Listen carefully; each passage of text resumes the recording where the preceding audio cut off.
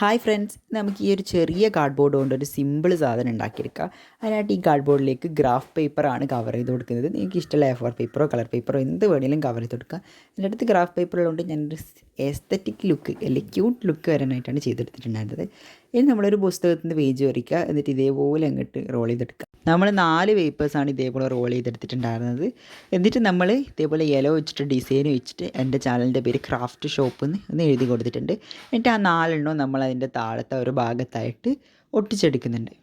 നിങ്ങൾക്ക് ഏത് ലെവലിൽ വേണമെങ്കിലും ഒട്ടിച്ചെടുക്കാം, താഴെയോ മേലെയോ എങ്ങനെ വേണമെങ്കിലും. ഞാൻ ഇതുപോലെ താഴെ 4 ഒട്ടിച്ചെടുത്തിട്ട് കുറച്ച് ഫ്ലവേഴ്സ് ഉണ്ടാക്കി എടുത്തിട്ടുണ്ടായിരുന്നത്. ഈ ഫ്ലവേഴ്സിൻ്റെ വീഡിയോ വേണമെങ്കിലും കമൻറ്റ് ഇട്ടാൽ മതി, ഞാൻ ചെയ്യാം കേട്ടോ. നമ്മൾ ഫോം ക്ലേ വെച്ചിട്ടാണ് ഉണ്ടാക്കിയിട്ടുള്ളത്. എന്നിട്ട് ഇതേപോലെ വെച്ച് കൊടുത്തിട്ട് കുറച്ച് സ്റ്റിക്കേഴ്സും കൂടി ഒട്ടിച്ചെടുക്കുന്നുണ്ട്. കുറച്ചൊരു ക്യൂട്ട് ലുക്കൊക്കെ വരട്ടെ എന്ന് വെച്ചിട്ട് 2 സ്റ്റിക്കേഴ്സ് ഒട്ടിച്ച് കൊടുത്തിട്ട് വാളിൽ ഹാങ് ചെയ്ത് വെച്ചിട്ടുണ്ട്.